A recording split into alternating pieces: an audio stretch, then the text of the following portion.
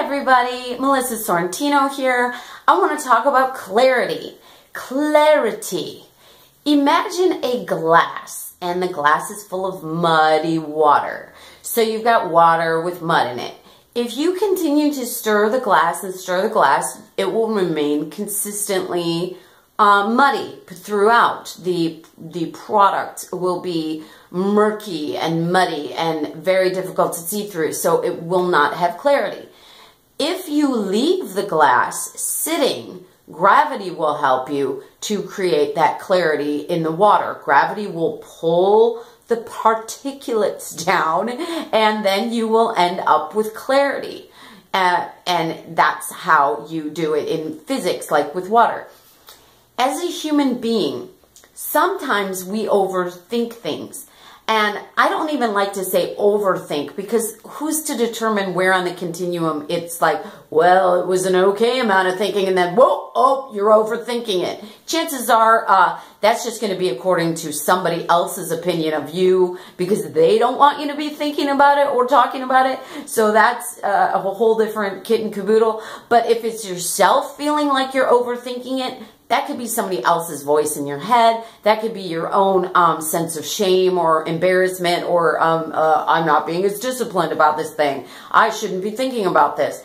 But all that is still thinking about it. So the only way to not think about something is to think about something else. Unless you're unconscious and you're sleeping, at that point, you know, your mind is doing whatever it's doing. But as long as you're awake and you're a sentient being and you're lucid, there is a thought track. The brain has a thought track and it's going. So, you know, I'm not going to go all into the whole like Zen thing and finding spaciousness and all that sort of thing. But I'm just talking normal, every day. You have an issue, you want to resolve it, chances are you're thinking about it.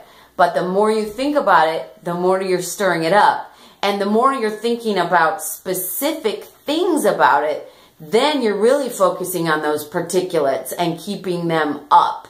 The specifics, like, you know, when that person said that to me, they, you know, had this expression on their face, and they said these three words. I'm going to stick on those three words that really tick me off, and I'm just going to stir those guys up over and over and over.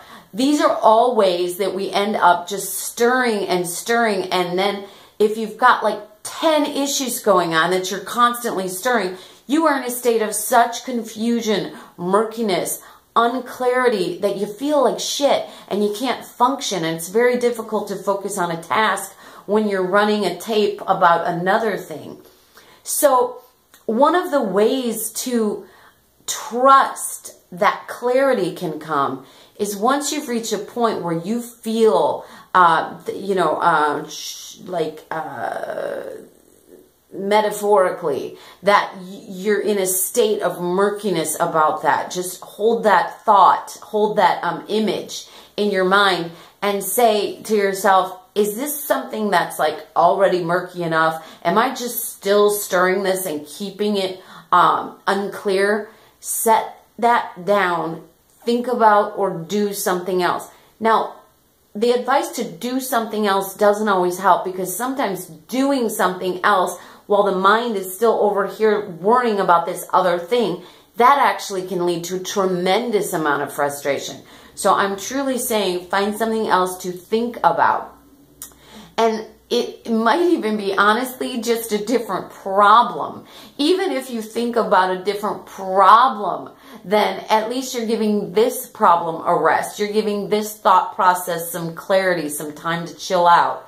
Now, when you're on stage in an improv scene, this can happen in the stage universe, stageverse as it is.